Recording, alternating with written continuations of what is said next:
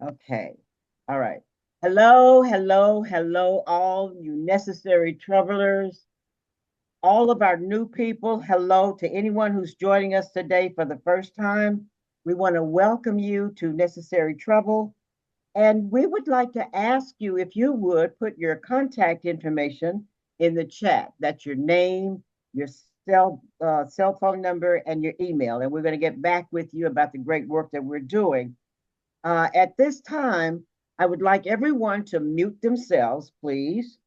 And I'm going to ask Becky to review the agenda and to give us context for today's meeting. Becky? Wonderful. Thank you, PJ. Thank you, PJ. And I would also echo PJ's welcome. It's lovely to see all the new folks and lovely to see all the long-standing troublers. Let me go ahead and share my screen.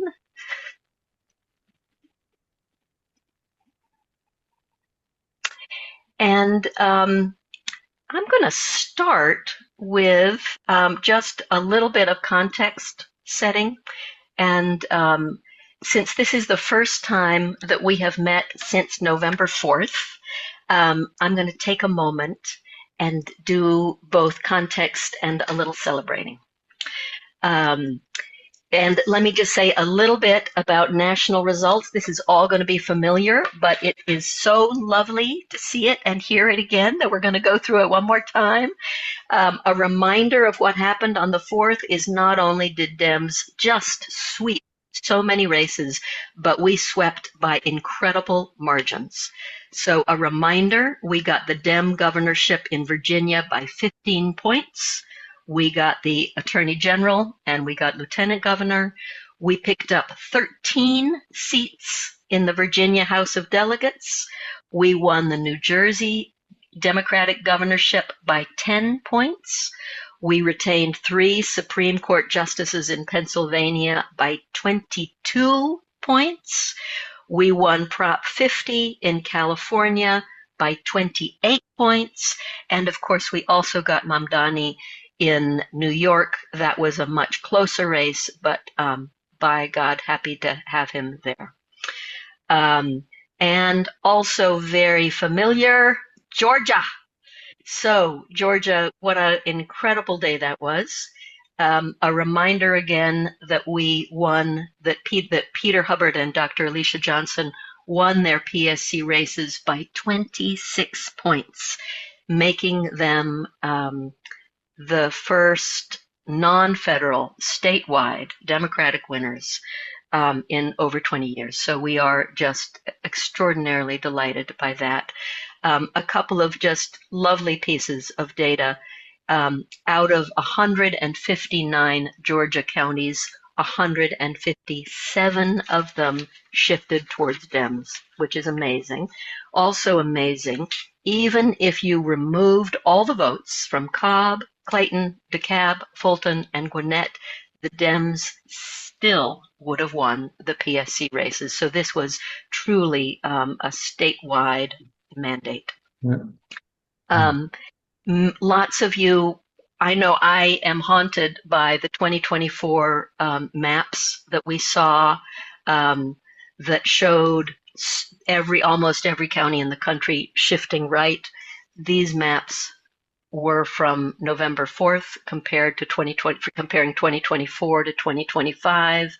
And look at that glorious, glorious, glorious blue shift. And then Georgia.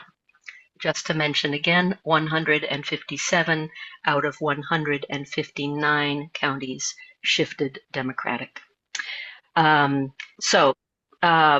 Polling, Trump is down, has lost 4 points of approval just during the shutdown.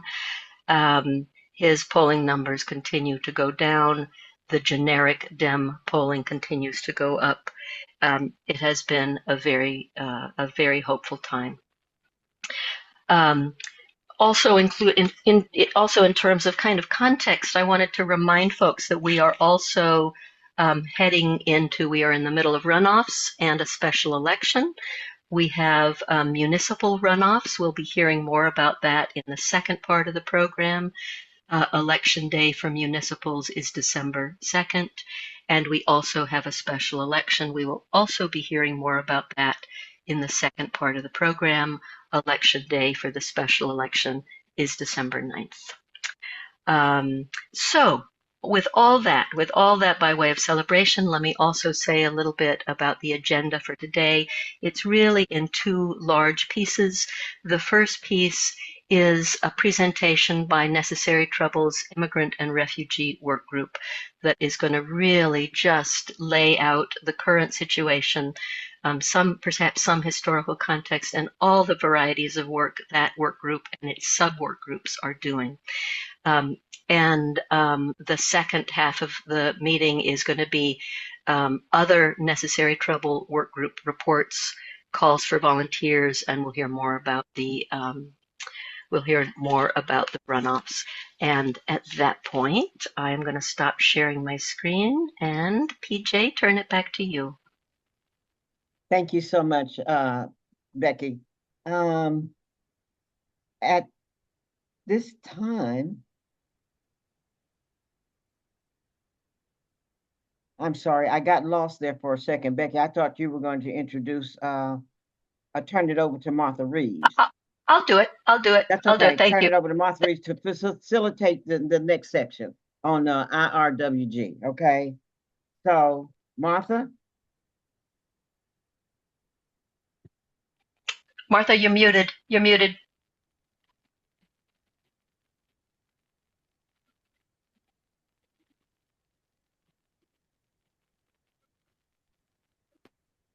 Martha, are you there? She's muted, PJ. Okay, so She's coming. She's coming. okay, She's gonna. okay. There we go. Can you hear me now?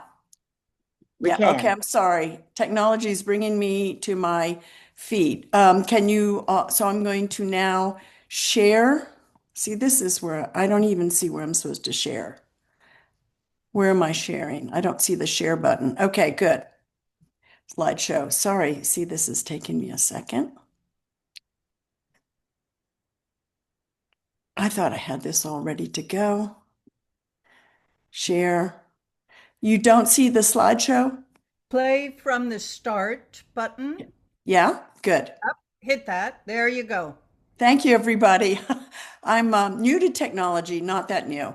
So I'm so happy to be able to talk to you a little bit about one of my favorite subjects, which is our Immigrant and Refugee Working Group. And we are working to support immigrants and refugees by action, and changing the system and service. And we really aim to do that with all of our actions. So this first part that I'm going to present is just some background on immigration. I'm concentrating on data on Georgia, although I'll give a little bit of history and a few definitions. I just have to put the caveat out there that I am an anthropologist, and anthropologists watch people, ask them what they do, what their practices is, and what the meanings are. And that really informs everything that I'm doing today and in this presentation. And of course, our context as anthropologists is the intersectionality of race, class, and gender, which you will see. Yes, I have been undocumented, but I'm a white woman, and it's different than the unauthorized immigrants that we're talking about today. So one of my main points in this session is that I would submit that our immigration laws are labor control laws, and they don't control the number of immigrants, but their rights and condition. So if you have questions, put them in the chat with your contact information and your question. And if we have time at the end, we'll take them. And if we don't, we will get back to you. And at the very end of our presentation, we will then go on to post all the links for all the data. But I have to really thank Melinda, Manette, Tara, and Jean, who helped me, as well as everybody else in the whole group has helped me with all of this. So, what's an immigrant? Oops, go back. So, an immigrant is a person. This is a definition who's moved across a border. It could be even a border within a state like China. And an immigrant could be a voluntary or involuntary immigrant, and that would include refugees. An authorized immigrant could include a work permit, a visa, a refugee, or somebody with temporary protective status. And I'm going to get to that one in just a second. But the great majority of people that I'm talking about today are what we call unauthorized immigrants. Overall, just note that 46% of all immigrants in the United States, almost half, are US citizens. And if we add authorized immigrants to that, we're well over half of all the immigrants in this country are authorized in some way or another. A refugee is a person who has left their home country and fears their return. Refugees can request asylum, which is a request for international protection. And refugees with temporary protective status are refugees who have been given by our government temporary permission to be in the country based on political or sometimes ecological conditions. Please note, a number of countries have had their temporary status reduced by this administration this year. Is everything coming through clearly over there? Okay. Yes. So, just a very brief and kind of boring topic of history. Laws in the United States, I'm classifying them into two groups. And remember, first, the 14th Amendment grants citizenship to everyone in the United States. That's an important base to start with. But up until 1990, federal laws mainly covered who can come in, and with, for example, limits on how many refugees or letting people after the Vietnam War were over, or people with certain skills come in. Important in this one is IRCA, or the Simpson-Rodini law, through which 3 million people, mainly men, mainly Mexicans, were given permanent residence to the United States instead of keeping them from moving back and forth. This changed everything because instead of migrating home every year and coming back to the U.S. to work, they stayed here. And as soon as they were residents, they brought their families, and their families and children became Americans. So here's Maria signing her U.S. citizenship papers after her father, who was a bracero, got residence, brought her up at about age 9, and she went on to get a PhD in public health and anthropology. Mom, hey, Mom, I'm going to go. What is that? Okay, sorry. So just remember, the laws create rights, but they don't stop immigration. And so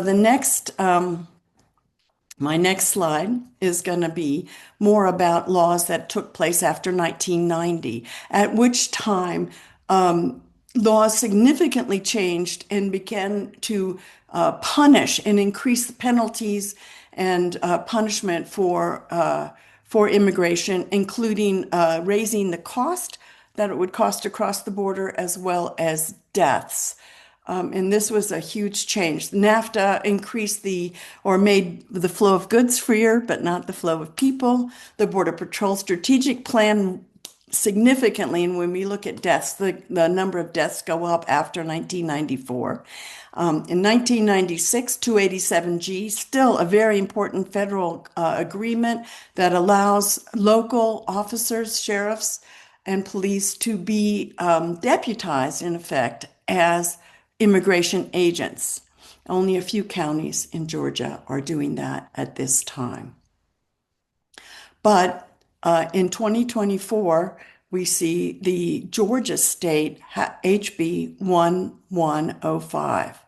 And HB 1105 is important because it has affected everything that goes on. Here's a picture of our very own DeKalb County Jail.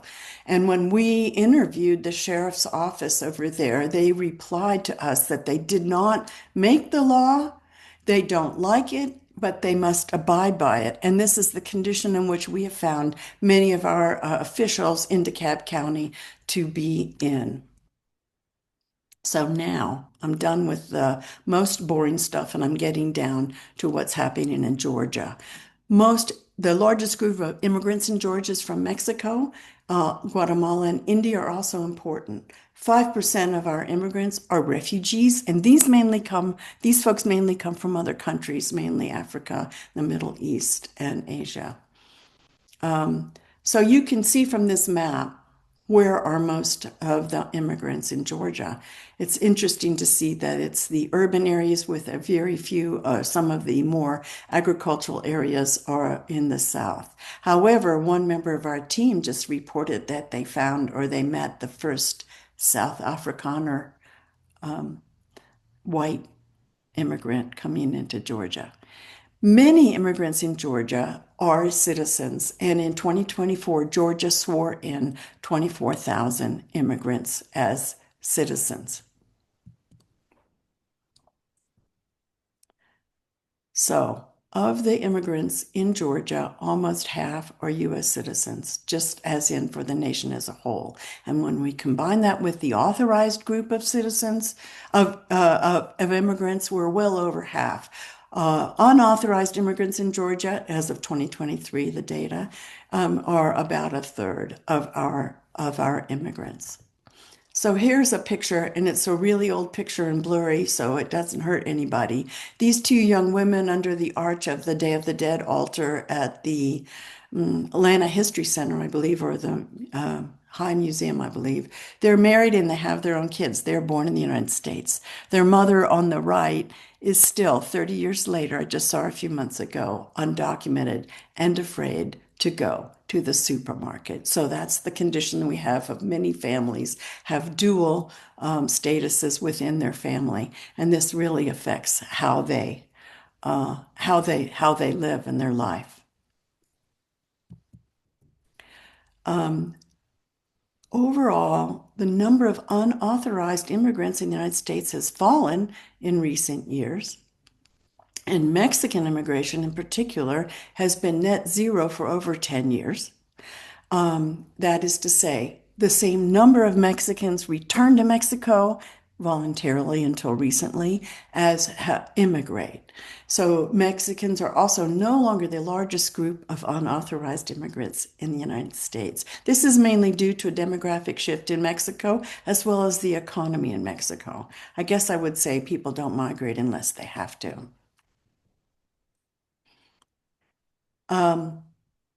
Just to attack some of our myths, unauthorized immigrants have a lower crime rate than authorized immigrants and U.S. citizens, both in the homicide rate as well as the incarceration rate. It's about between 20 and 30% less for each category. Now, remember HB 1105? The reason we have this very data on this slide is because HB 1105 also requires sheriffs and jails to report quarterly all the detentions that they have. And so this is exactly where this data comes from, 1105, and it serves to show us where we're coming from here. But immigrants continue to, in Georgia, make up a very important part of our labor force. The largest occupation group is construction, but if we combine all the STEM fields together, it makes another quarter as well, and that includes nurses, but in addition, we have students, yard workers, domestic workers, and many other workers.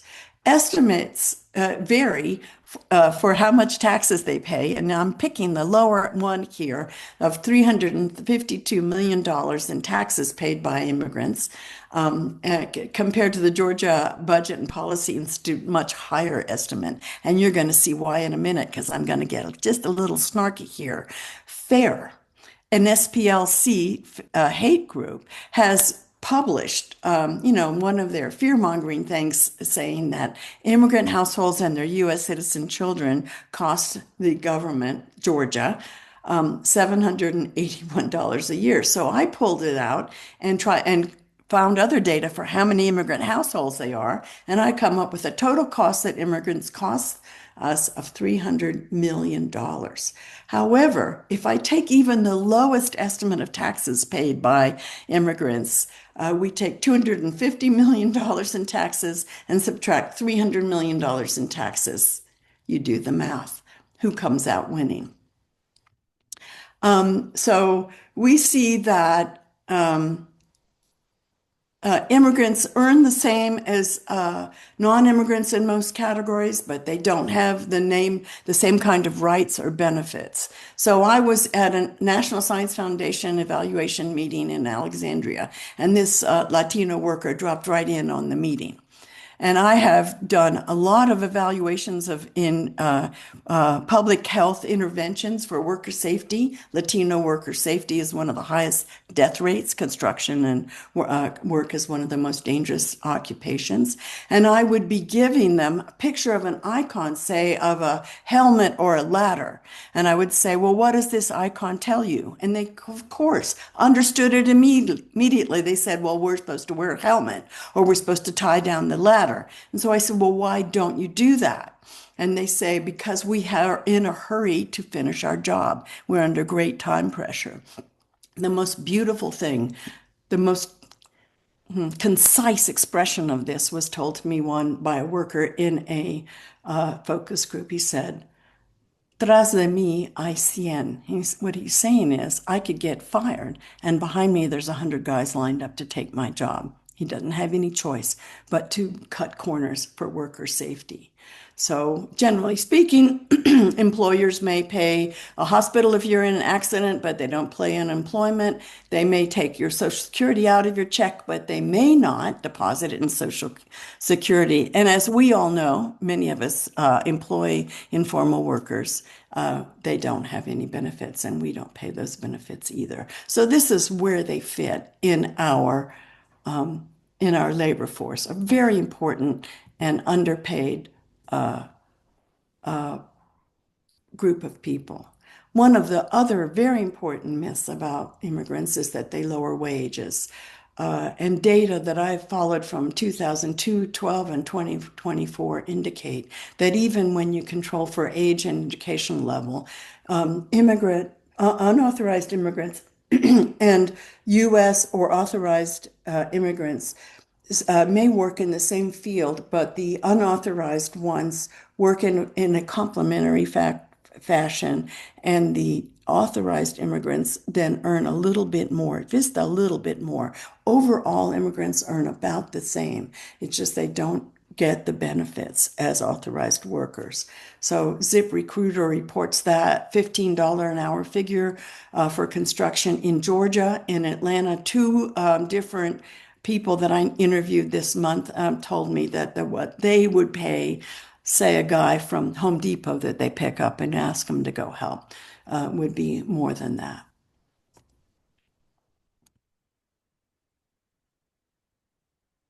So many people in Georgia have been detained, and this picture is purposefully blurry to hide any identities. This man was arrested at a car wash. Georgia, in their race to the bottom, is fourth highest in number of detentions in the United States, with about 3,000 detentions as of September. And there have been many more at the national level. One of the reasons why Georgia's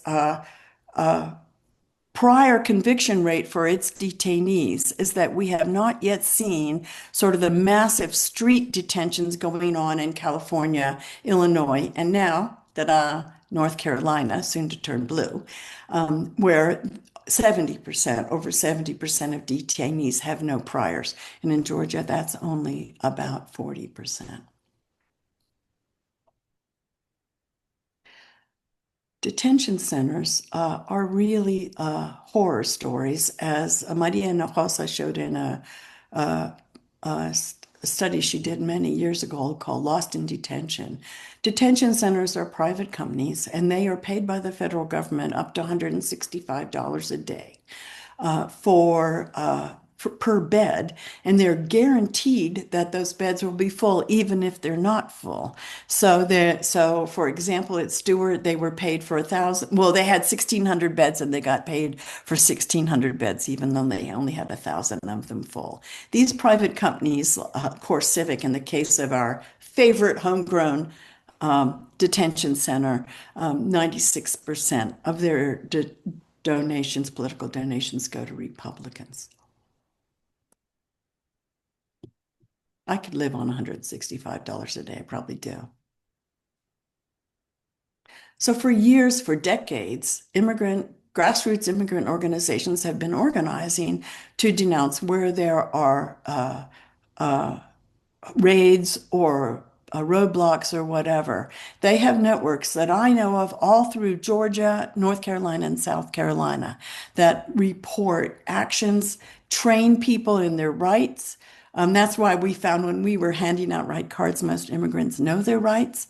They have deportation kits, how to prepare for deportation, and they do advocacy. Of course, in recent months, we've seen a lot of people doing ice chasers. Angie is in this picture on the left, she's a content creator in California, but I used her picture because we don't want to use any pictures of anybody else. But she runs around chasing ice, and she's gotten to be very famous. But of course, we have our own necessary trouble allies pitching in increasingly to help immigrants and to help in the resistance. And now, when I talk about America, I'm talking about the continent. Everybody who's born in the continent of America is an American.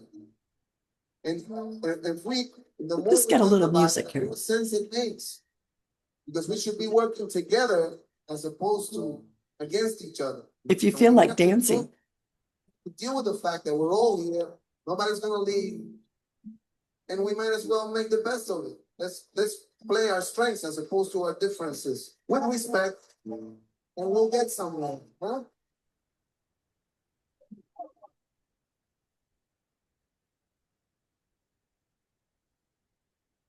I have to go back. I can't get back. Okay.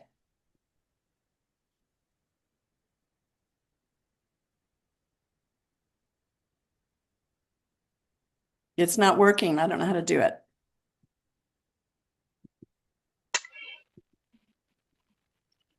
Martha, there should be a little place to click that says stop sharing screen. Stop sharing. I There we just go. wanted to finish, but I didn't. I needed to show that last picture of Gina. And so at the very end, and I'm trying to make it happen as a slideshow, and so I'm just going to go with this.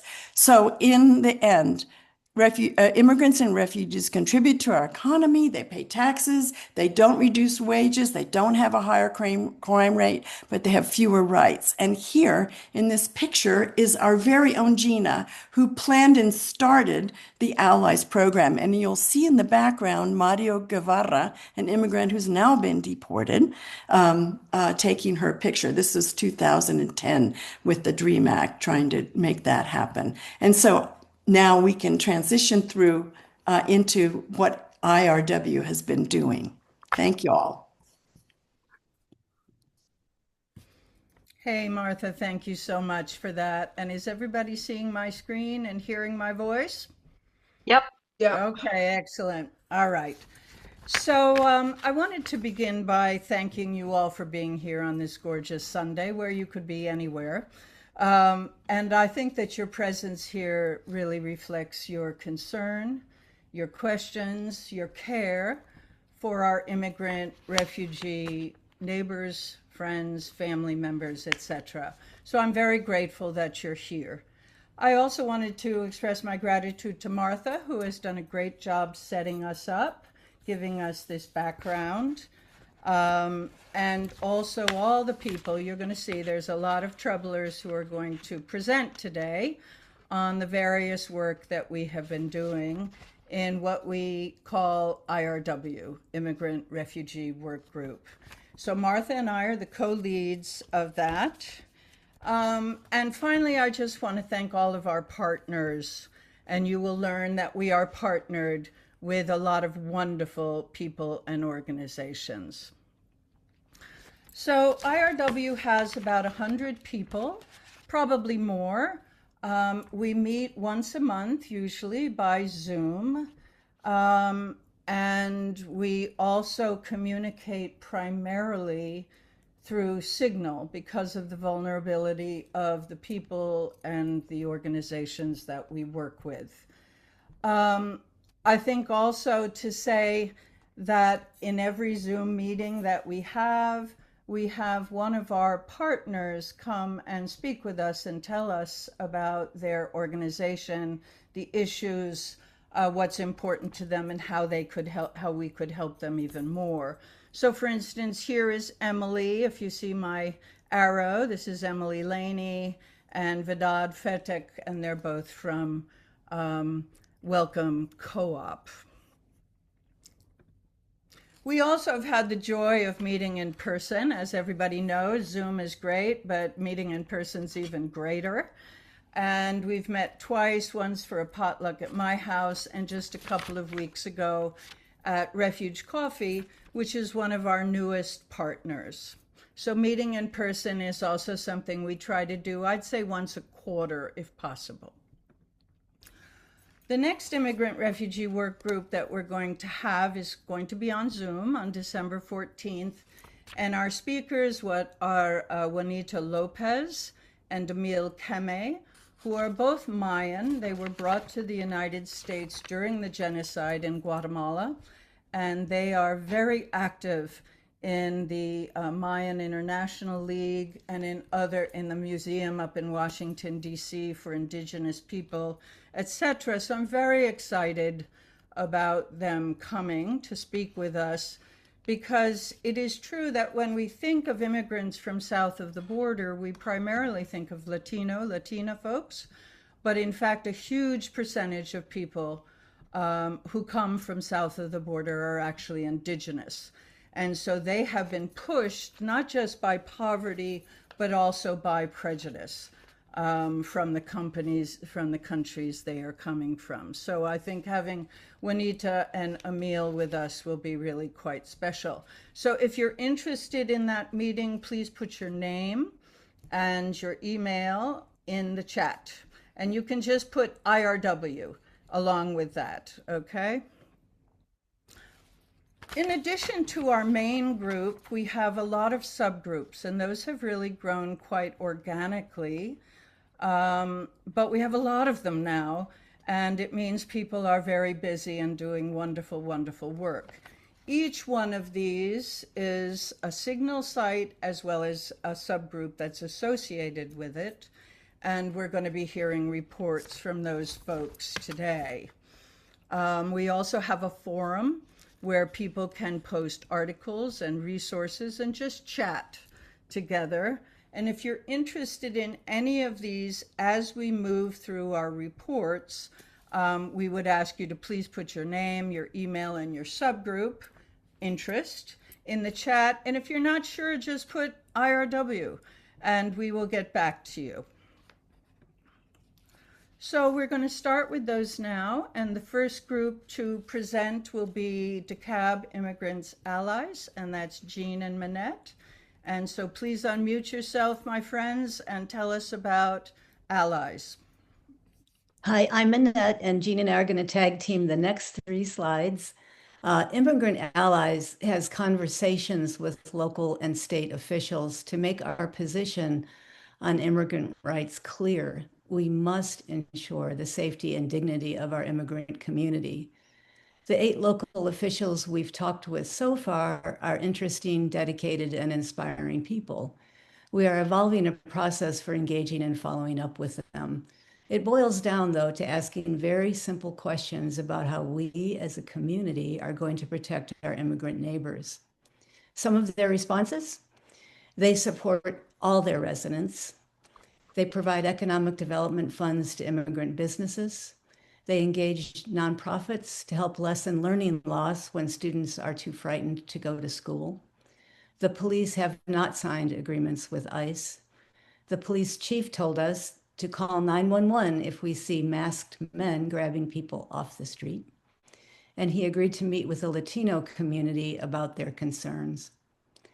At the same time, our officials don't want to get back on the ICE list of sanctuary cities. They are unlikely to pass ordinances limiting federal actions in our county. Next slide, Tara. So we didn't decide on our own that this is what immigrants need. This was a request from our partner, GLAR. GLAR is the Georgia Latino Alliance for Human Rights. They created this allies program and they train people throughout Georgia on how to become allies. Their goal is to stop the kidnappings, and our role as allies is to build community consensus and awareness that we support immigrants and we're not okay with how the regime is treating our neighbors. GLAR's next training session is on December 3rd via Zoom. So if you're interested, as we've been saying, please put your name in the chat, what you're interested in, and the contact information in the chat. Next slide, please. We know this might sound like just a lot of Zoom meetings, and it is, but standing in our truth that the persecution of the Latino community is not okay is how we resist. Plus, we make fun. We tried to write a protest song, which turned out to be more of a shouted rant. It felt good to shout, but the musicality needs a little work, so perhaps we'll unveil it at a future Allies meeting. Take us away, Jean. Please join our Zoom meeting on December 7th. You'll hear from the Asian Americans Advancing Justice. They're going to share their plans for challenging Georgia immigration law in the 2026 legislative session, and we'll support them by engaging our state legislators. So again, please put your name in the chat. Thank you. Over to you, Tara. Thank you so much to both of you. And this is a very impressive group. I think that their work is going to become a template for other counties around Georgia because they're doing such impressive work. So if your thing is talking to legislators and elected officials, police chiefs, etc., here in DeKalb, please put your name and your email and allies in the chat. Okay, so our next group is also connected, and this is Immigrant Rights Thursdays, and I'd like to ask Ken Dominguez to tell us about this. Thank you, Tara. Can you hear me? Okay, perfect. Yes. So Immigrant Rights Thursdays provides an opportunity for the community to help protect and defend the rights of immigrants at the state capitol during its legislative session. So last year, this ran between January through April. And typically, each week, a different immigrant rights organization engages the community members on a variety of issues facing Georgia immigrant communities. They share information about the work they do and about an important piece of anti or pro-immigrant legislation introduced by the Georgia General Assembly aimed at our communities. They also invite legislators with an interest in immigrant rights to the sessions to discuss what they're working on and also to share testimonies with those individuals so they can hear directly from the community. And over the years, various organizations have coordinated these sessions, including but not limited to the group we just heard about, Asian Americans Advancing Justice, the Southern Poverty Law Center, Women Watch Africa, Inc., New American Pathways, the Latino Community Fund, We Are CASA, Migrant Equity Southeast, and others. And this particular photo depicts a meeting that occurred on Thursday, February 13th of this year. On the far left is Glory Kilanko, who's the founder of the Women Watch Africa, Inc., a nonprofit grassroots social justice women's organization that helps acculturate immigrant and refugee women and men arriving to the U.S. from 23 African nations. On the far right is Alberto Feregrino, the lead organizer for We Are Casa, the Georgia chapter. And that's a new advocacy and organizing hub for the Black immigrant and working class community in the state to lobby legislators, recruit new activists, provide training, and to make connections to develop a robust outreach program in the state. Next slide, please. And of course, in the center is Representative Gabriel Sanchez. Yes, I was going to say that. Representative Gabriel Sanchez. He's a representative of the district, and he represents Smyrna. He is one of 8 Hispanic Latino legislators out of 236 Georgia legislators, including 180 representatives and 56 senators. During that same session, we also heard from Ann Allen Westbrook, who's a representative of the 163rd district in Savannah. And she basically told us about her support for the English as a second language bill, Georgia Bill HB 437. And then also Spencer Fry, a representative from the 122nd district of Athens, Georgia, and the Minority Caucus vice chairman discussed issues around driver's licenses for undocumented persons. This current slide that we're on depicts Jennifer Lee, who's the policy director for the Asian Americans Advancing Justice, and also Aska Mahmood, who's the executive director for CARE Georgia, which is the Council on American Islamic Relations and the nation's largest Muslim civil rights and advocacy organization. On the right, you can see Manette Messenger and Martha Rees filling out blue slips to request a representative from the Georgia legislature to meet at the ropes with the goal of providing education around a particular bill affecting immigrants in Georgia.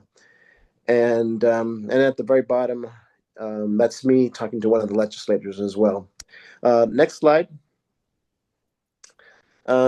So on the left, you can see the Gold Dome update, which really tells us the bottom line here is that this is published by the Asian Americans Advancing Justice, and indicates that at the end of last year's 2025 legislative session on April 7th, none of the highest priority harmful bills advancing justice was tracking passed into law. So that is, ring the bell, sing, be happy.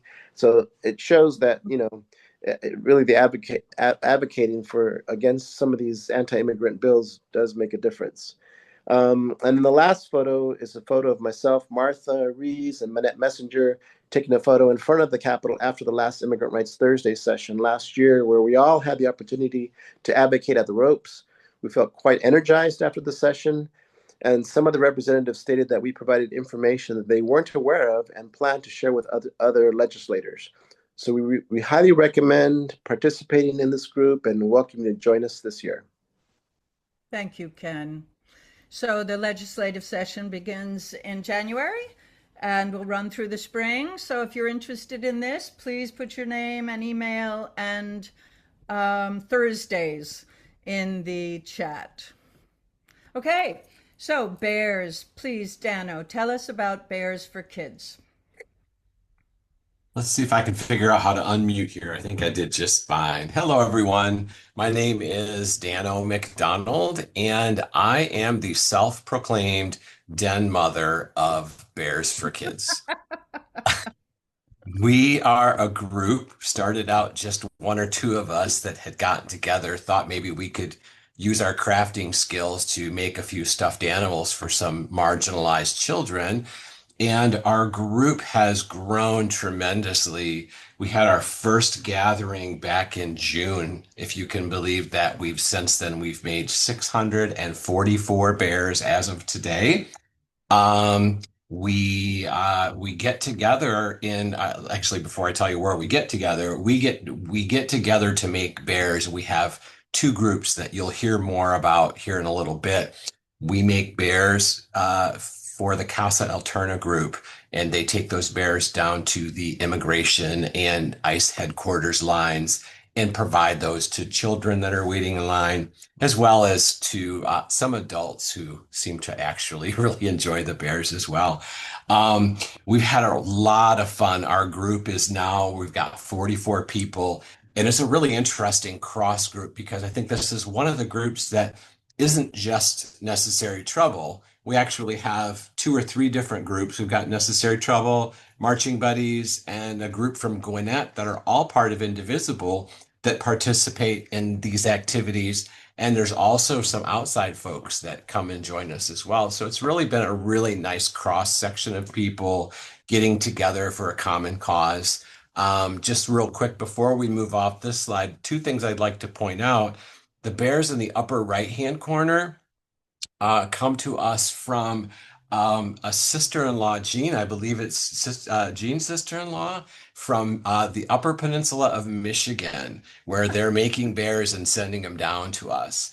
I have 2 groups in Michigan, and we also have a group in Missouri that's sending us some bears. So we're really becoming kind of national.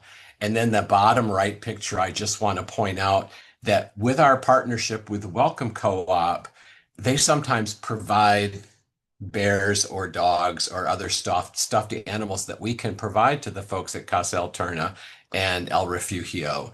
And these are very special because these particular stuffed animals are actually made by unhoused, unhomed Kurdish refugees families in Iraq. I was Iraq, I believe it was. Yes. So it's really quite amazing how we're involved with so many people. And you can pop over to that next slide if you'd like. So what we do is we get groups together. We do pop-up events, which are just basically if you and a friend or 2 want to get together and make bears, we do that.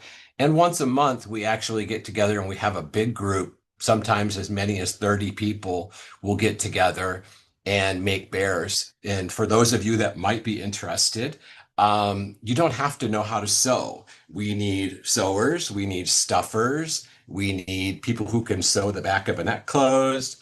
And now we're kind of moving into a new phase where we need face makers. If you have any kind of crafting ability that you can paint a face or use infusible ink or vinyl to make faces or embroidery, which is what we've been doing. We're looking for anybody who wants to join us. And our next event actually is this coming weekend. We'll be meeting at, actually, if you're interested, I'll let you put it in the chat because we do kind of try to keep our locations a bit under wraps because some of the places that we meet are sanctuary and safe spaces. But I would love to have some of you join us and come make bears with us. It's a fun gig and for a great cause. Thank you, Dano. Thank you so much. 644 bears. That's something. Okay, so Tony, would you please tell us about delivering groceries through and with Casa Alterna? I sure can because I just came from there. I got a little history of this program just recently from one of its famous people, Alberto. An attorney had been in line with some clients of his at the Gates of Ice, and he mentioned to Anton that there was this one apartment community that was mostly undocumented people. And he suggested that we do this at this community. And so that's how the program got started. And the idea is not just that we provide the food, which obviously the people need because it's all free. We can also talk to them about resources, help them find attorneys, some of the same things that we do at the Gates of Ice, but on a more casual, less stressful basis.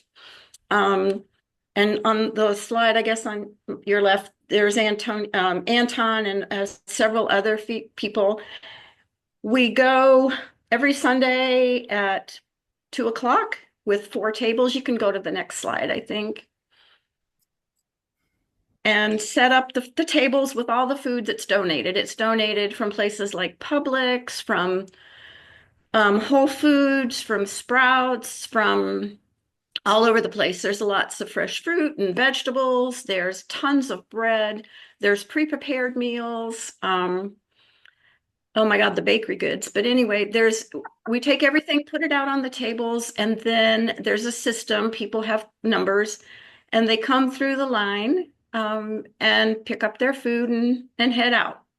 And there we go. There's one of the groups, and you can see the vegetables. They're beautiful. They're lovely stuff. But what I've noticed, lately is, since the SNAP benefit thing, some of the people that come are not just our immigrants. Some of the families that maybe lost their SNAP benefits, they're coming too, if it's okay to say that. But this is one of the not easy, but this is one of the one of the helpful things we can do.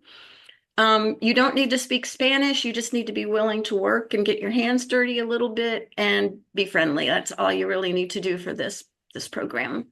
So if anybody wants to join that, I guess they can put it in the chat too, and we'll go from there. It's a great opportunity, and it's wonderful people. The people we meet are wonderful. Thank you, Tony. They've become real friends to the regulars. Thank you, Tony. And I think there's also pickup to help get the food from the stores. That's something people help I did forget that. Thanks. That's okay. No, we do go to the stores. Yeah. And Pardon? also, yeah. So thank you so much, Tony. Yep. Okay. So this is another group with our partner Casa Alterna. And these are people who are called compas, companions, who go to the ICE field office and the immigration court and accompany people there. And so if Susan Cole, you could tell us about this, please. Yes. Hi, everyone.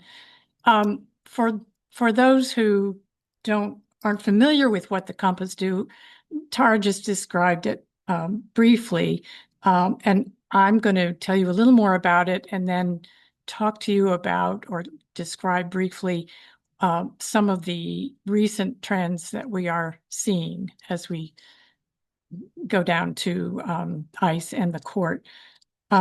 So on the left of the first slide, you'll see people standing next to a gate or a fence, an iron fence, and they are standing in front of the building, which is both the ICE field office in Atlanta and one of the two immigration courts in Atlanta. And what the Compass have done since February is to go down to that place and accompany those who are waiting in line because they're required to report to ICE or they have a court appearance. And we go there in solidarity with our immigrant neighbors to offer a humane and helpful presence and to counter what is a cruel and inhumane process that they are forced to endure. So the image, as I said, on the left side of the slide shows the entrance to the court and the ICE facility. When the Compass volunteers arrive, there's already a line of people waiting outside those gates to go to report to ICE or to go to court. The graphic on the right shows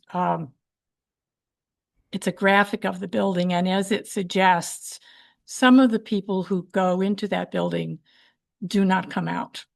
They don't know that they're going to be arrested, but they are arrested and detained. The next slide, please.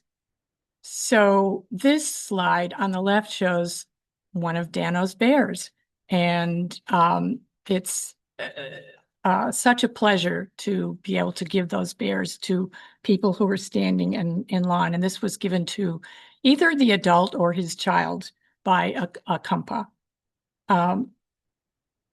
In addition to the bears, we give people snacks, umbrellas when it's raining. Sometimes they are required to wait outside for for a long time, even hours, not allowed to go inside. We give them red cards explaining their constitutional rights. We do not give legal advice, but we do help them find attorneys. So there are some important trends that we've been noticing recently. In the past 9 months since we've been going to ICE, we have seen conditions grow more repressive and harsher. Some people are now being held, some of our immigrant friends and neighbors are being held in the basement of the ICE field office for days before they're sent to a detention center. More people are being required to wear ankle bracelets, so ICE knows where they are at all times. The reporting times are being shortened from what used to be typically a year to sometimes as short as 3 months. So there's a lot more surveillance and repression going on. As these conditions get worse, we try to help people understand what is happening and what their options are. Next slide. Well, I'm sorry. No, I forgot to talk about what was on that slide. Back, if you could go back. Georgia is home. This photo illustrates the heartbreaking situation that our immigrant friends are experiencing. Some of them have lived in Georgia. Georgia's been their home for 30 or 40 years, and they're suddenly being kicked out. So now the next slide. So this situation is what the Compass step into. It is heartbreaking, but it is also incredibly rewarding to accompany and connect with people who are going through this ordeal. You can make the experience a little bit more humane, and you receive the gift of witnessing strength, humor, gratitude, generosity, and incredible resilience. And you are working with wonderful, supportive volunteers. And you see some of those on the right in this slide. And so please join us, ask questions, take the training. The slide on the left shows the date of the next training and the location and the particulars. So please do consider joining us. It's really wonderful, hard, but wonderful work. Thank you, Susan. Thank you so much. So again, please put in the chat if you're interested in COMPAS, COMPAS, companions, and someone will get in touch with you from this subgroup. And could I just also say, Tara, there's people can and are encouraged to contribute, and maybe you're going to make that pitch at some point later. We are. Okay. All right. We are. Good. We are. Good. Thank you. Okay. Connie Rose. Hi. I have a lot to say in very little time, so I'm going to jump right into this. But El Refugio is a hospitality house that's down in Lumpkin, Georgia, which is about 2.25 hours south of us. And it is also the location of Stewart Detention Center. 15 years ago, it was identified that in Lumpkin, there are absolutely no conveniences. And so this group was formed and a house was purchased. And so now the families and friends who want to visit their loved ones in the detention center can come to the house before or after the visit. And we have a lot of food there. And you can see a milk car in that first picture, getting the food ready. And he is the director of this organization. And they can rest there. We've got bathrooms because there's no public bathrooms in the town. And we've got a lot of beds. So people can rest before they go to their visit or after, or some people even spend the Saturday night there. because the house is just open on Saturdays and Sundays. And the other really important thing that I think is that these family members can meet with other family members and talk with them, hear about their experiences, et cetera.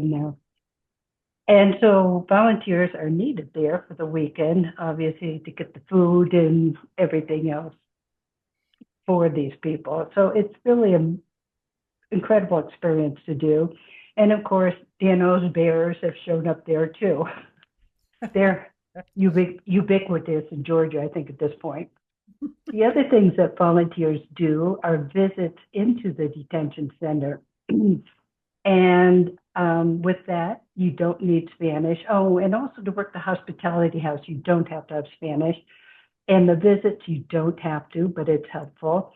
And the immigrants who are in the center have requested somebody come see them. And that visitor may be the only person that they see from the outside world, because maybe their friends and family live too far away to visit, or maybe don't even live in the States. So it's a very moving experience for both the immigrant and the visitor. And my time's almost out, but I'm going to tell you about the hotline too, the third thing. And this is for people who are fluent in Spanish. And this is so people within Stewart can call and talk to somebody who's had some training and all in fluent in Spanish. And so they're one contact with the outside world. They know ICE is listening, so they sometimes have to temper what they say, but the volunteer can give them support while they're in there.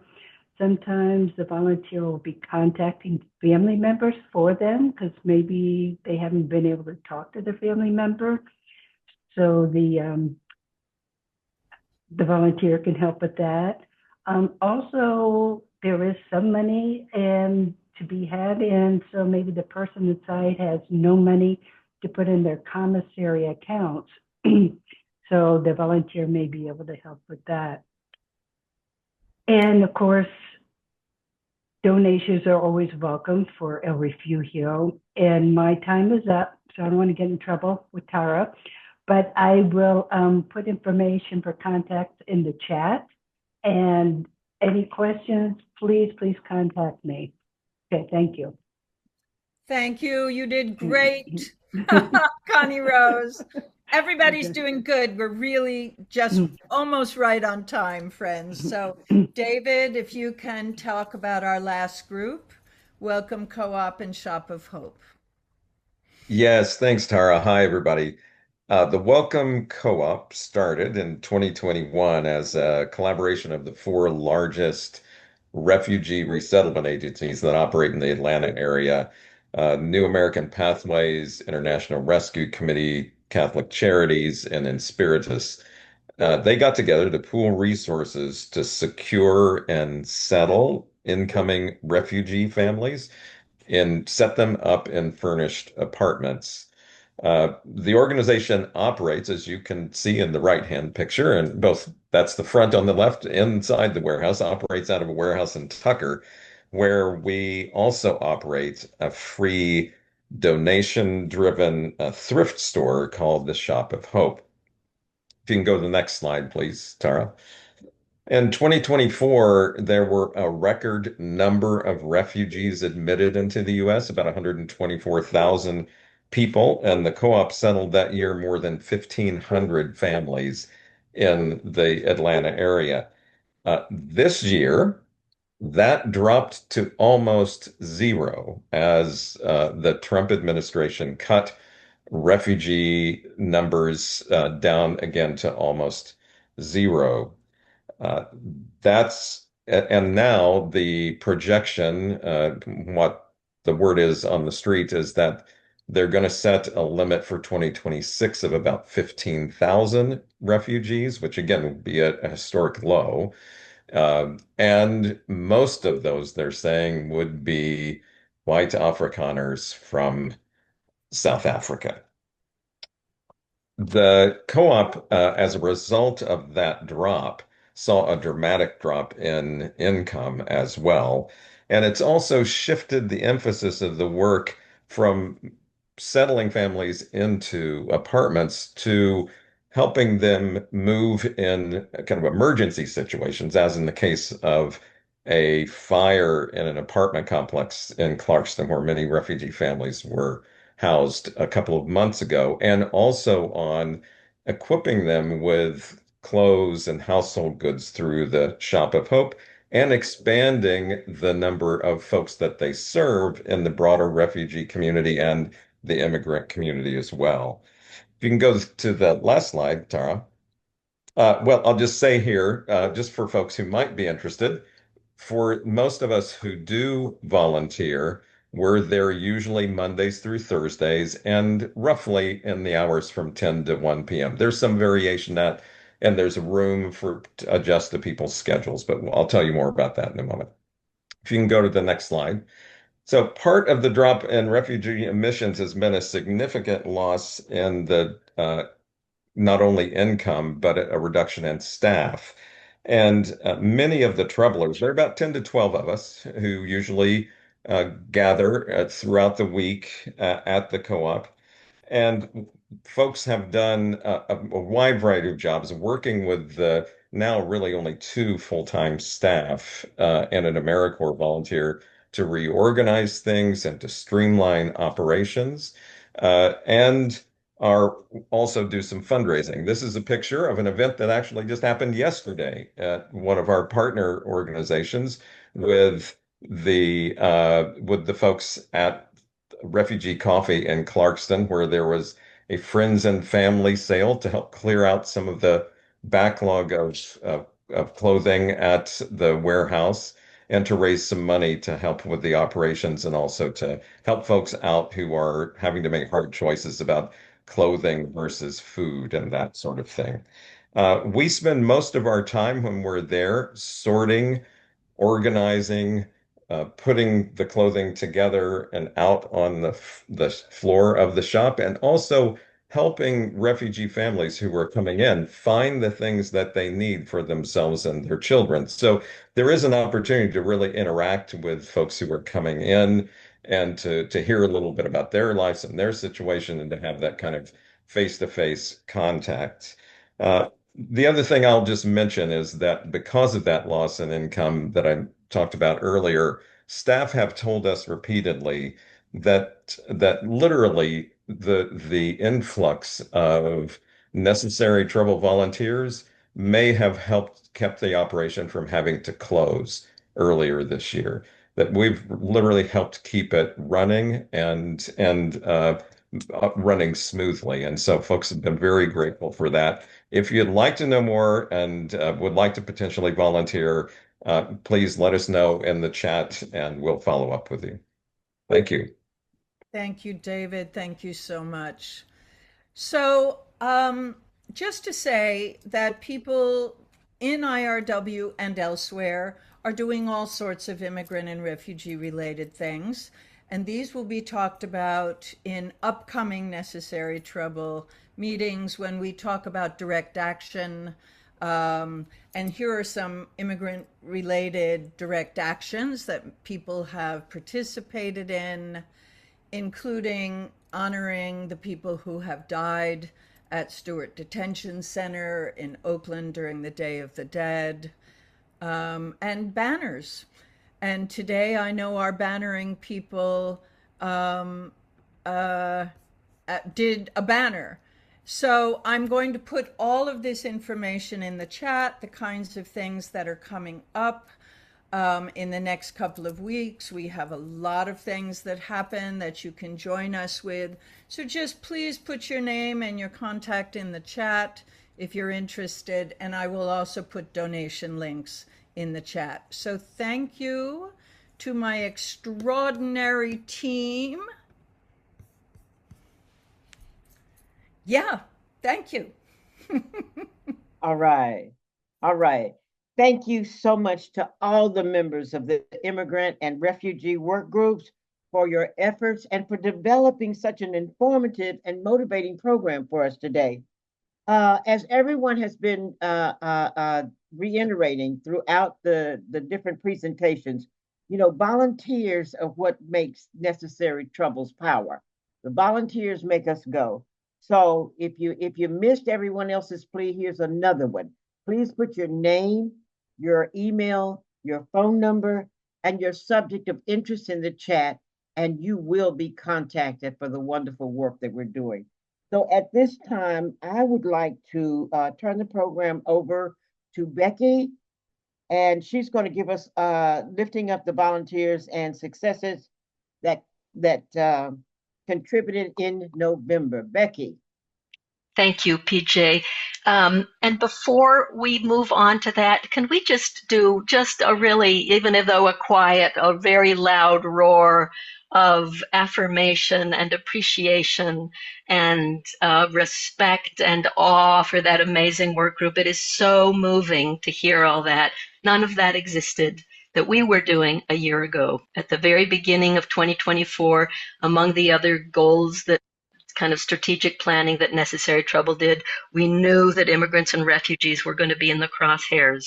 And so we set as an intention to work in that area. Tara and Martha Reese kind of graciously agreed to co-head that work.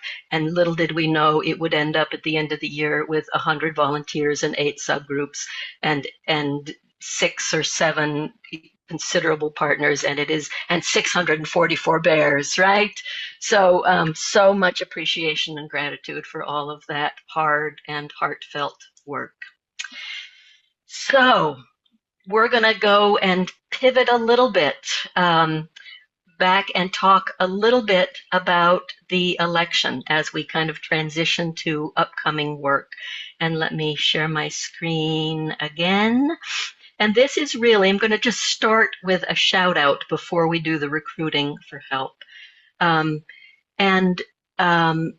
shout out is just to really honor the work that has gone into the races in particular that Necessary Trouble worked on. And I want to start, of course, with the Public Service Commission. We had so many people working on this. Pam Wishay and Beth Levine spearheading the work group on that, but we had canvassers and we had phone bankers and we had postcard writers, and they were just kind of stunning, and we had so much comms work from our comms team, and so astonishing, again, a 26-point win. Amazing. We couldn't have ever expected that.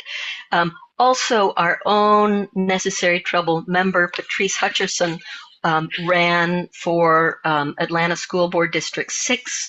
She ran against 4 candidates, and by God, she made it into the runoff. And so we will be talking in a little while about working on that runoff. The final area that Necessary Trouble was involved in with these elections, of course, these elections were the municipal elections also. And also at the beginning of the year, we had decided that one of our key strategies was going to be to partner with rural areas because we needed to really expand beyond the blue zone. So we partnered with Congressional District 1, Coastal Georgia, Aquaria Richardson Smith, and Lisa Vu led that piece of work. We also had a lot of support from other troublers, and our partner, Patty Hewitt, in that area recruited 4 candidates. One of them, Lee Stevenson, was an incumbent who won with 70% of the vote. That was in Screven County.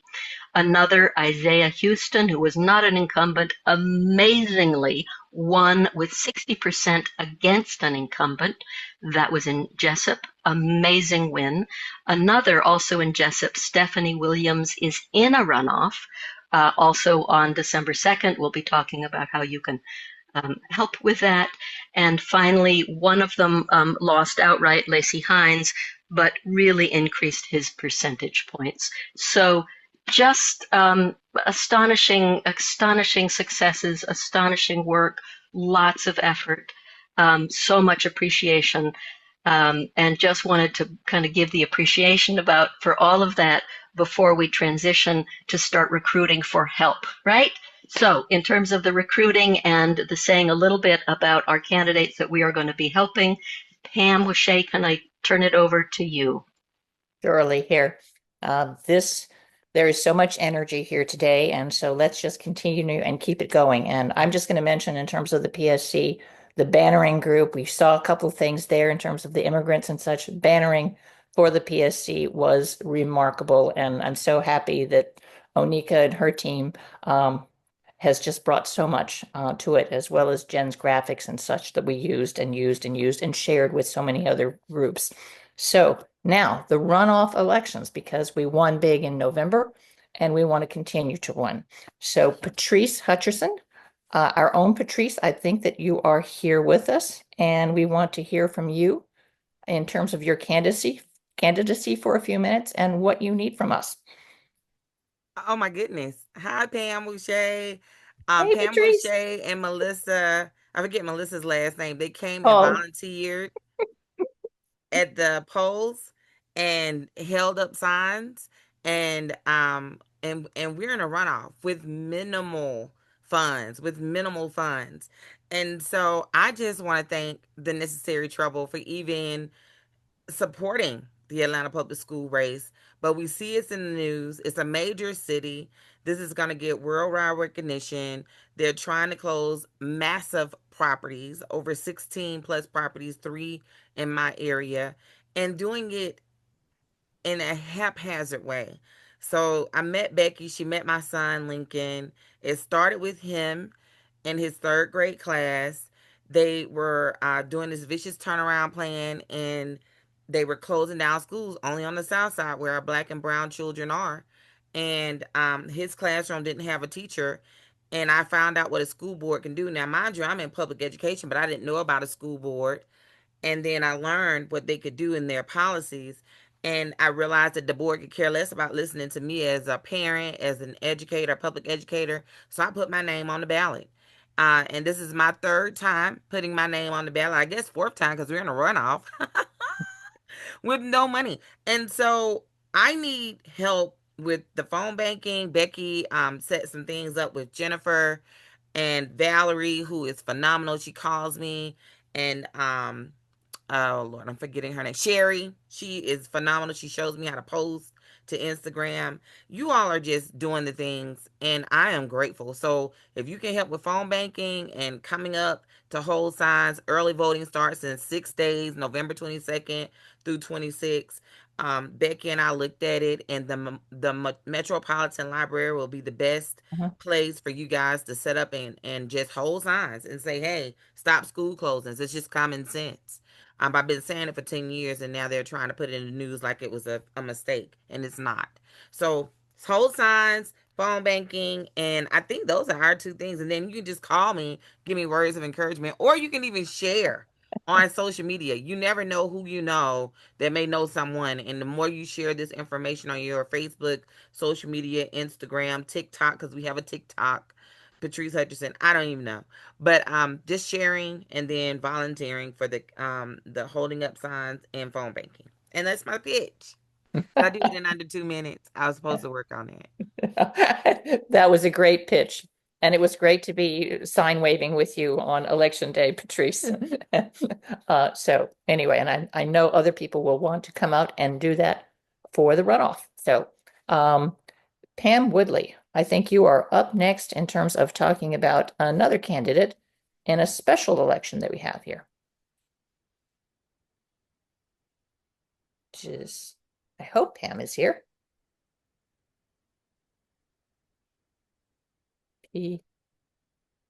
Pam is the other Pam. She's the Pam number 1. And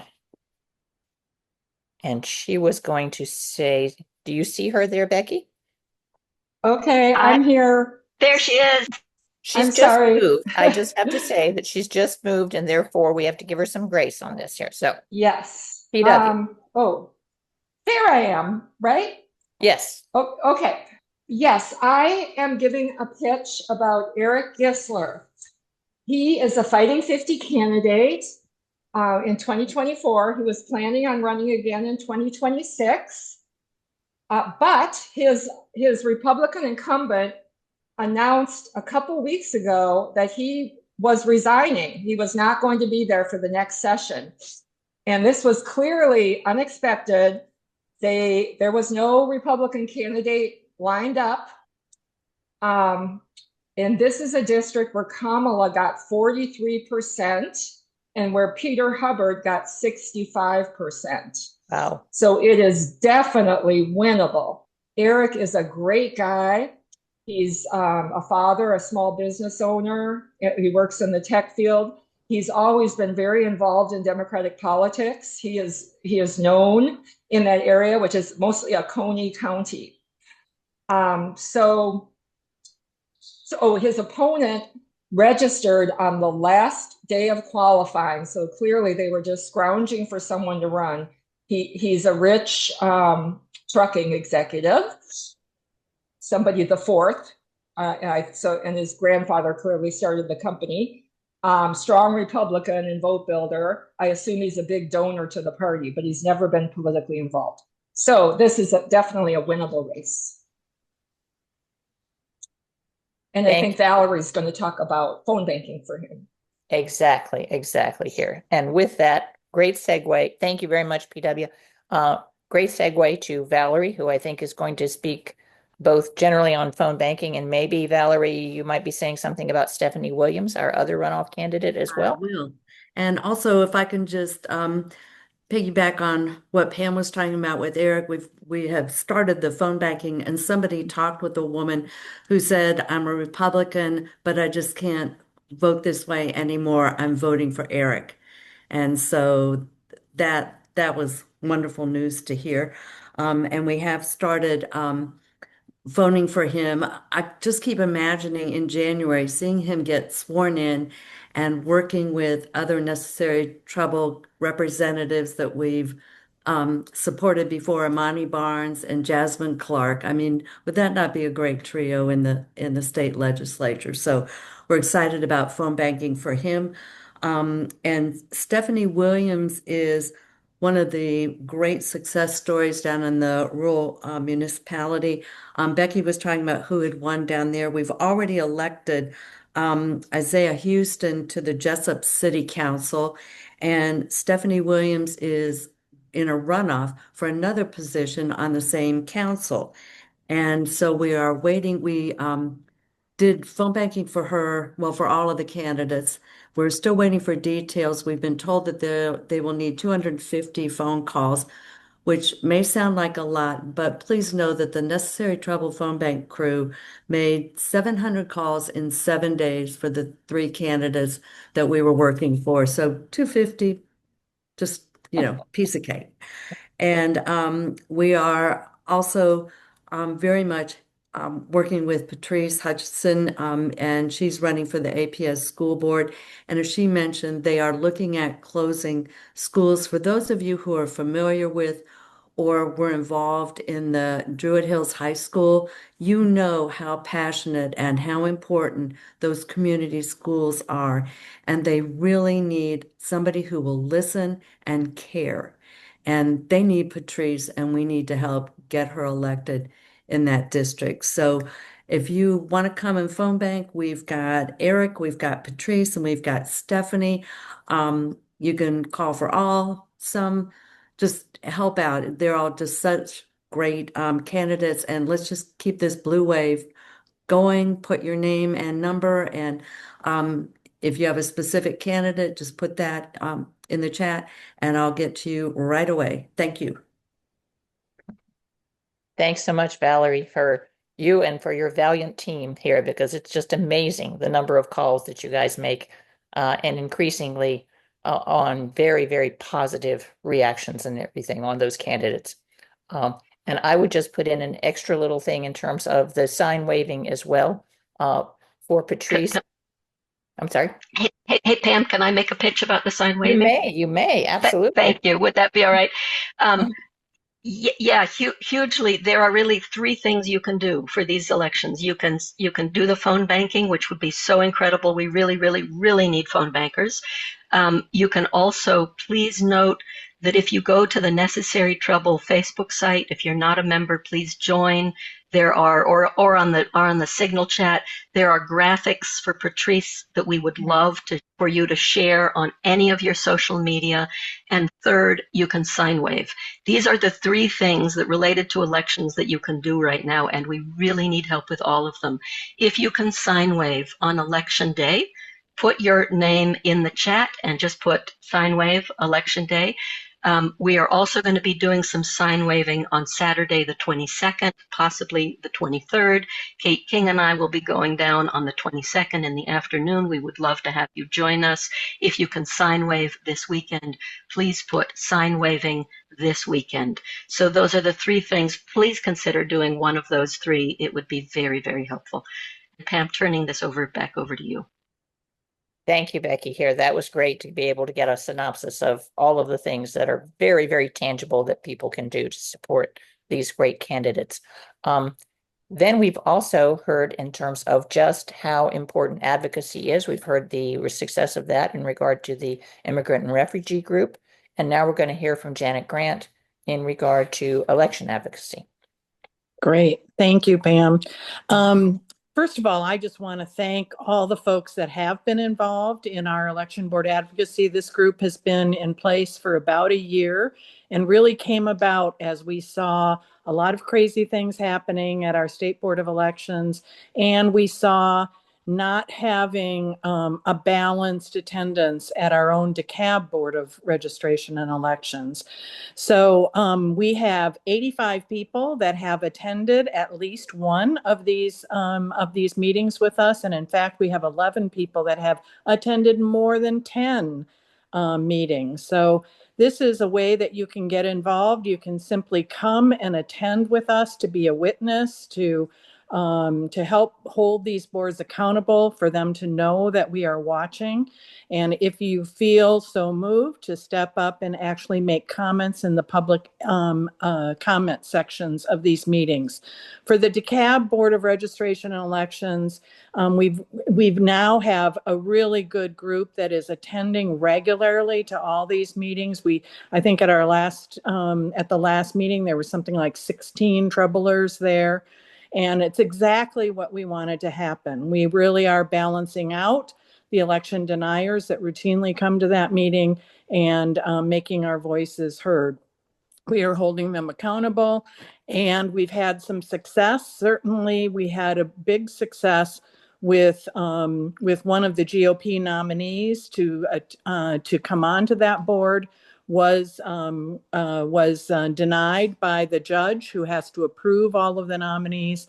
Unfortunately, she did allow Gail Lee to be on that board, but we're seeing some interesting movement with Gail. She actually apologized this last week for some kind of bizarre comments that she had made at a meeting before that. So we're continuing to hold them accountable.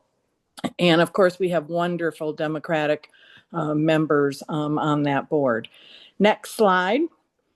We have a little different situation with the state election board. A year ago, we had all of the craziness that was happening. We were in the national news. It really prompted a lot of our activity. And we had rules being passed by them way outside of their authority right before the presidential election. Thankfully, successfully, they were sued by several organizations, including Eternal Vigilance, which interestingly is led by a former GOP state senator, Scott Turner, and the state or the Supreme Court upheld that and overruled most of those rules. So, but all of these headlines have been in the last 3 months. So we had the craziness last year. We really had hoped that they would move on and learn lessons, but we've continued to see lots of crazy things coming out of the state election board, including just in the last couple of meetings, them voting to abolish no excuse absentee voting. Now, they cannot abolish that, but that's their recommendation to the legislature. They also signed on to Trump's rule to require proof of citizenship at every single election. You would have to go with your passport to be able to vote.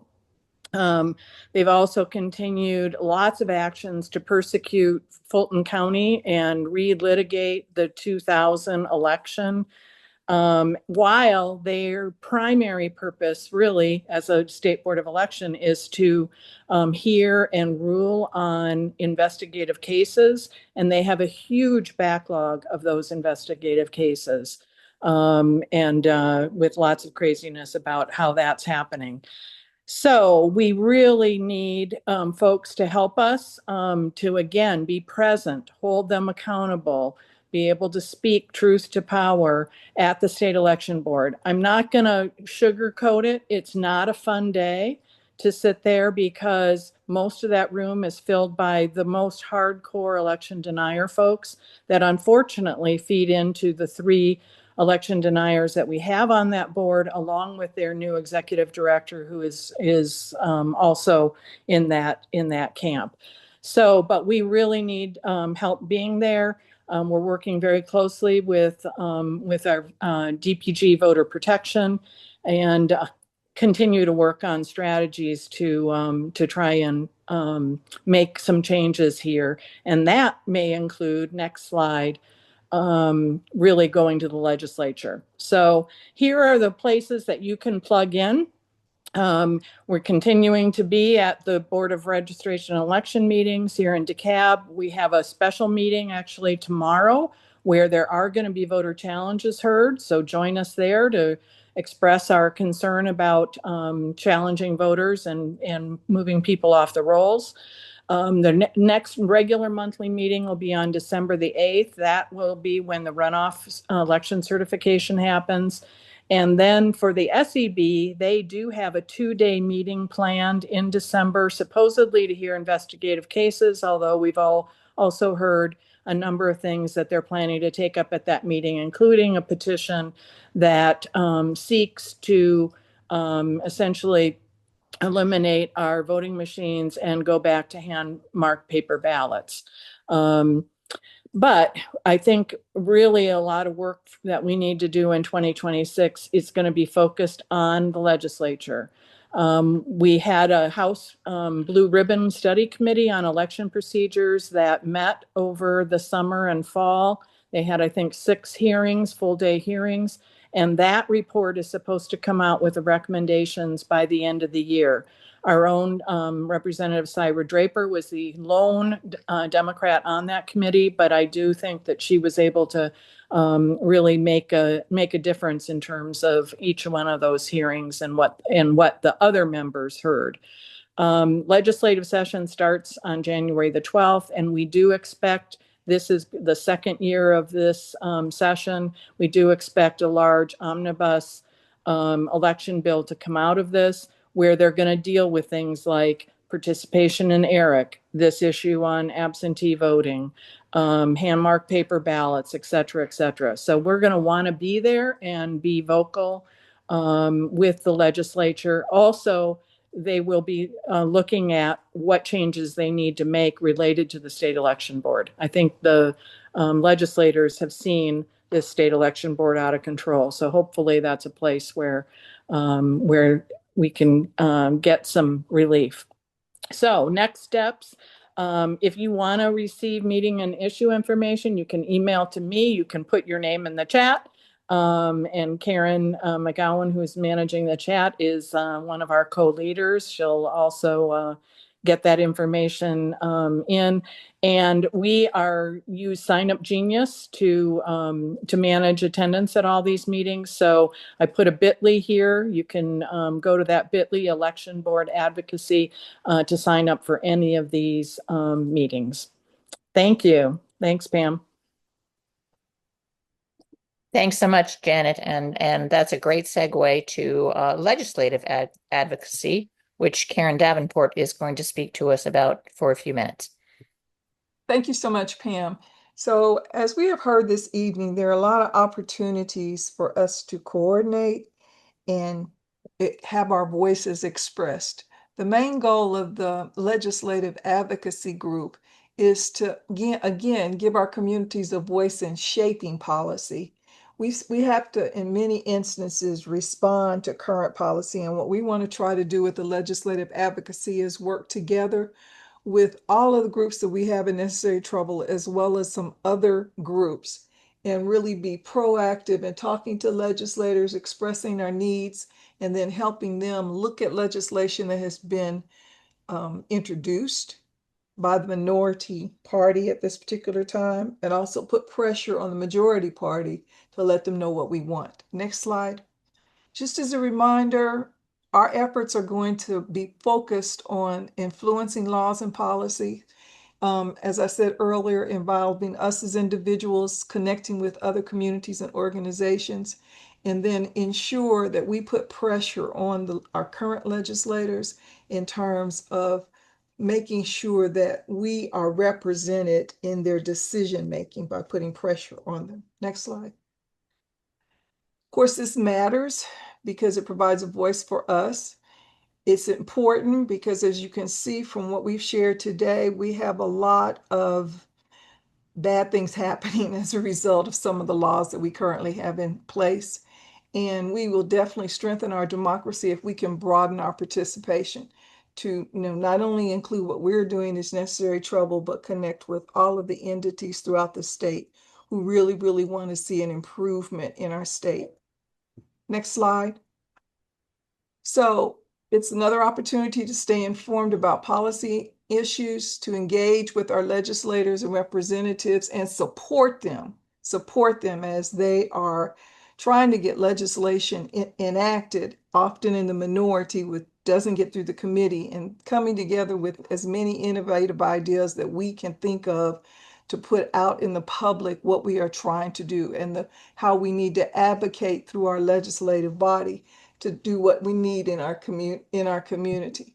State elections are happening this year, and it's really important that we reach out to the broader body in Georgia and help them see about who sits in those seats and how it impacts your life. Next slide. So just a reminder, legislative advocacy is not just about laws, it's about shaping the future together. And if you're interested in working with the legislative advocacy efforts that we're going to have going on in 2026, please put your name in the chat. Thank you, Pam. Thank you so much, Karen. And your report kind of gives me a little prompt in terms of we have not had this in the past, but now that we have 2 new PSC members who are going to be, they're going to be part of a 5-member group next year and looking to make a difference in all of our communities. We need that community input. And so I'm going to just make a little plea and say, if you're interested in being in on PSC does meet as well as such as the state election board and the legislature and everything. Put down PSC and your name and your information and such, and we will get back to you. There's even meetings in December that are coming up if you're interested in those, because there's a big vote that's going to be around the expansion of the grid, which always means higher energy prices and such. But just put in PSC and your name and such, and we will get back with you as that group forms. Thank you. And with that, I'm going to go on to Onika. Onika, would you like to talk with us about bannering? Hello, I am here today in Onika's place. I'm Sherry. Okay. And I am going to share 2 slides here today, 2 updates. The first is on the Troublers Read, 1 Million Rising Troublers Read, which will start tomorrow with the new book, Giving Up is Unforgivable by Joyce Vance. So they read 1 or 2 chapters a week. It's split up over 5 weeks. The first 4 chapters or 4 weeks are on virtually, meet virtually, and then in person for the 5th week. So it's a lot of fun. It's a great way to connect. There's a lot of really powerful discussions and work that comes out of those meetings. So we do want to encourage those that are interested to attend. I'll plug the link in the chat in just a moment. Also want to give a shout out to everyone that was out today for a bannering event. This was everyone out at the Chamblee Tucker Road area with the Georgia Loves Immigrants banner. So we wanted to share a few updates for you all. First, we wanted to say thank you to everyone who was involved in our big push to support the PSC. We are slowing down over the winter months because of the cold, but not stopping. And we will be partnering with the Immigrant Refugee Workgroup, and 1 Million Rising on a project during this downtime. So there will be more shared about that soon, but we want to keep our energy up. And we are also planning for a collaboration across multiple Georgia groups, multiple Metro Atlanta groups on some bannering campaigns. So that would cover multiple bridges. Well, they ended someone up, has this a hot meeting mic. ended up being a So that will be something that we're very much looking forward to, just getting the word out, getting messages out to the community. And thank you all so much for supporting.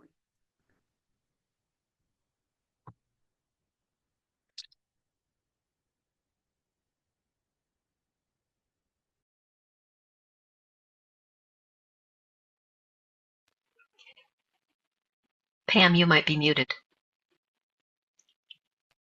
So sorry. I should know better than that, but anyway, I appreciate it. So now we come to the to mutual aid and our mutual aid team and Anissa. I believe you might be with Hi, us. I'm here. Excellent. Okay. Give me 1 second. I'm gonna switch over. So I'm just gonna end up putting the slides I had in chat.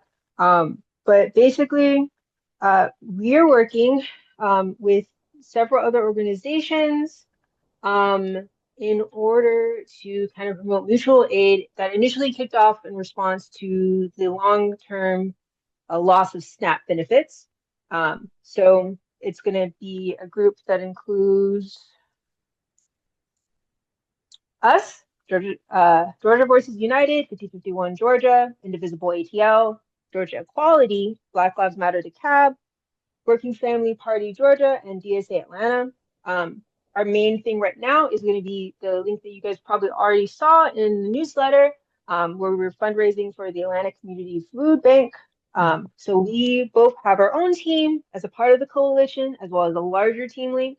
And as of this call, we are at $1,895 out of our goal of 3K. And we are well past the halfway point, a little over 5K for the coalition's fundraising goal of 10,000. And we have some people that are going to potentially be able to match our fundraising goal since we've reached that halfway point. So we feel really great about the amount of money that we're going to be able to raise and the amount of people that are going to be able to use that money moving forward. Long term, though, we are trying to look for community partners. As soon as this Saturday, there is an organization, Food Commune, that's based out of Candler Road in Atlanta, Georgia. They do weekly Saturday food distributions, 2 to 3 hours that you can agree to help move a lot of food that's all donated from organizations, churches, grocery stores, in order to get the food to the people that need it the most. They desperately need volunteers, and we're kind of trying out different organizations to see where we can best help the most people.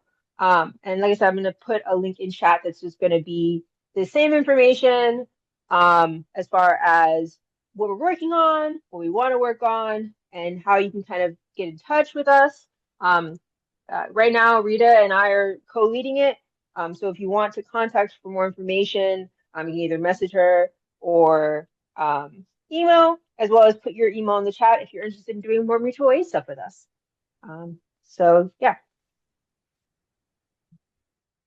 Thank you so much here, Anissa. That sounds fantastic and such a need that is out there. And I cannot believe how many people are already in that coalition. So great work.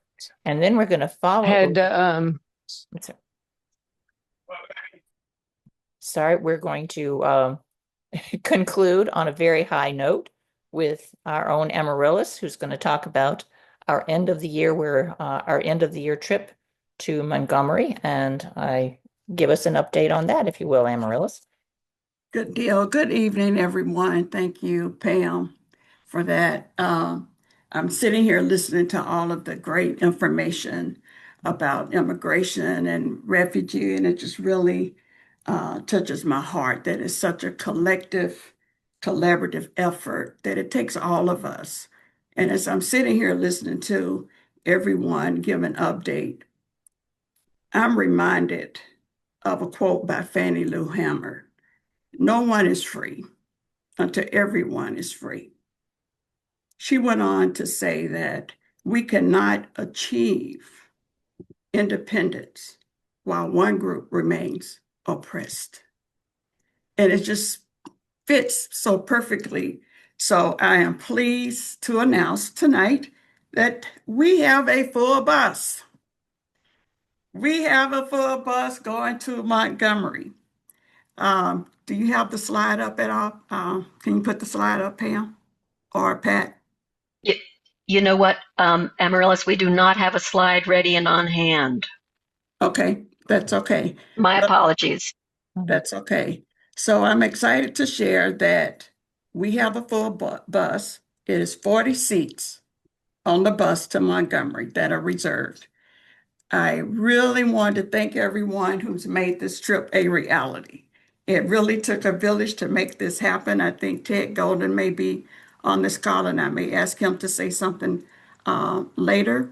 Undoubtedly, life has a way of getting in the way, and some people may have to cancel or change their reservation. So if you would like to join the group, please put your name in the chat or email Pat at hybird@gmail.com to get on the waiting list. Now we have one bus, so we will play it by ear. If we get any cancellations, we'll, play that by ear. It's going to be a really, really packed day on December the 6th. And I'm very excited about it. We had planned to leave at 8. Now we're leaving at 7:30 instead of 8 o'clock. All right. So I believe the Zoom date is November 25th at 6 o'clock. Mr. Alvin will lead the discussion. So this will give everyone an opportunity to ask him questions about the trip and the details about the trip on December the 6th. So I'm excited to share this experience with all of you and for making this trip possible, and particularly all of the wins around the country. I think just sitting back on a comfortable bus and relaxing and just hanging out with each other, I think is a great way for us to end the year on a very positive note with all the wins, and then a relaxing ride with Mr. Alvin and Ted Golden. The agenda will go out to you shortly along with the Zoom link. So just stand by and Pat will get that Zoom link out to everyone. It's on Tuesday, November the 25th at 6 o'clock. So if you have any questions, pop them in the chat. If Ted is still on the call, Ted, I'm putting you on the spot. Would you like to make any comments about the trip? Yes, ma'am. How y'all doing today? Ted? We're excited about the opportunity. There was such a demand for additional bus. We have added a second bus. I sent a flyer to you, Becky, if you wanted to post it. And the cost is $75 because it covers the four visits. So if anybody else wants to go and they're not included in the group, just respond to the email, Becky, and we'll get them on the list. It's a great opportunity to hear some of the things that we don't normally read in books and magazines about the Montgomery bus boycott. They finally adjusted the days from 381 to 382 days because it was a leap year. That's one thing that's been added. And then there are other opportunities to hear information about some of the things that went on in Montgomery that again, weren't documented like everything else was. As an example, I'm sure most folk know about this, but when they came out to get on the buses, there were police cars in some of the popular places where Black folks got on the bus. And when they saw the police cars there, they thought they were there to discourage them from getting on the bus. So they didn't get on the bus. And as a result, the buses were not occupied, which led to a successful effort to eliminate them, or rather to protest the boycott the bus system. The other thing is, we talk about this all the time. There's 6 steps to nonviolence. And number 3, I like to say is my favorite, which is personal commitment. You think about folks making a personal commitment not to ride the bus the only way they get to work every day for a whole year. And that's momentous. Nowadays, if we can get folks to protest anything for a couple, 3 days, that's all we're going to get. So, we're talking about the commitment because now with things that are happening right now in this country, people got to stand up. And the way you stand up is to be present, to listen, and to act. So just pushing that personal commitment philosophy so that you can understand how important it is. That's why they had the weekly meetings to try to keep folk engaged so that they would continue to support the Montgomery bus boycott. So just a great opportunity for folks to come. We appreciate you guys coming, and hopefully you'll come back with a wealth of knowledge and a willingness to not just experience it, but to spread the information, because we're in just as much trouble now as we were then. Thank you. Thank you, Ted. Thank you so much. I would like to add one other thing here, that December 6th also commemorates the 70th anniversary of the Rosa Parks bus cut. And when we planned this trip, we were not aware of the date, that it coincided with the 70th anniversary. So I just love how everything aligned, and I'm so excited to make this trip with you guys and getting to know you all a little bit better. I've been here since January, so I think this is going to be a great trip for us to bond, because we cannot get off the bus. So Lee, you're stuck. Thanks, and now back over to Pam. Thank you so much, Amaryllis. That was wonderful. That just a delightful note to end on. And having gone on and I look forward to being on the bus with you on December the 6th here. With that, I will turn this back over to PJ to close us out. Thank you, Pam.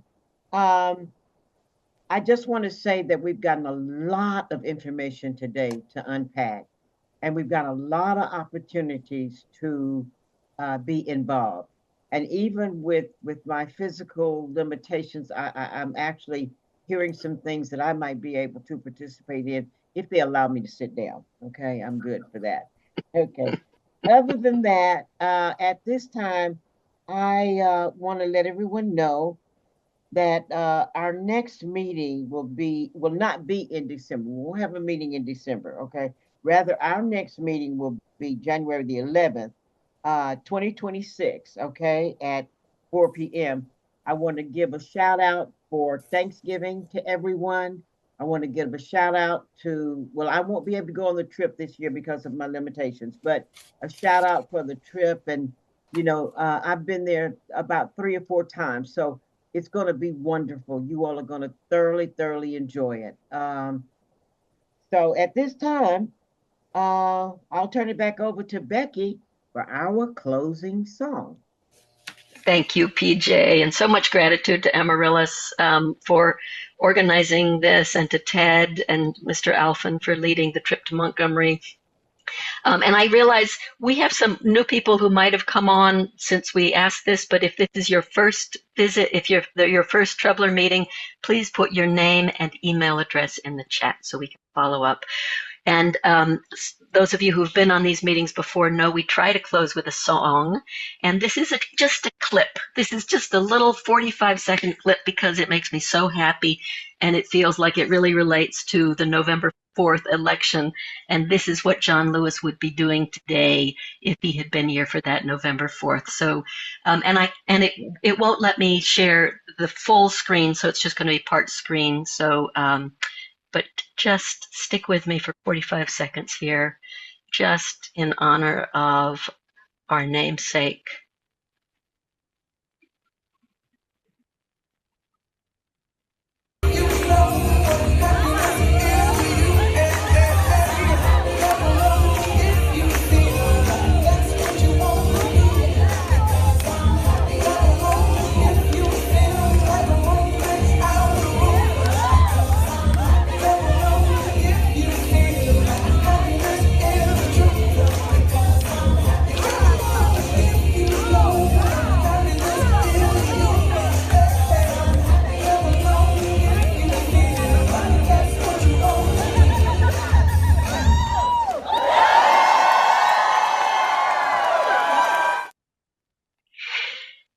There now.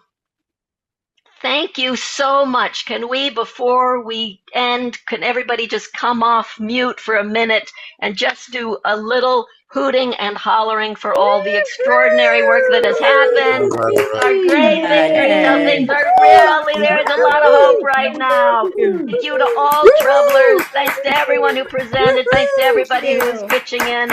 So lovely to be in this work together. All right now. Much gratitude. Bravo. Bravo. Good job. Mhm. Thank you so much. Thank you. Thanks, everyone. Thank you. Bye. Thank you. Have a good night. Happy There's Thanksgiving. only 5 minutes left. I mean, we could have used those 5 minutes, guys. I could have used After it. party. Everybody could have. Connie Rose could have used them. Okay, people. Bye. Bye, crazy people. Bye-bye. Bye. Bye. Good night. Bye. Bye.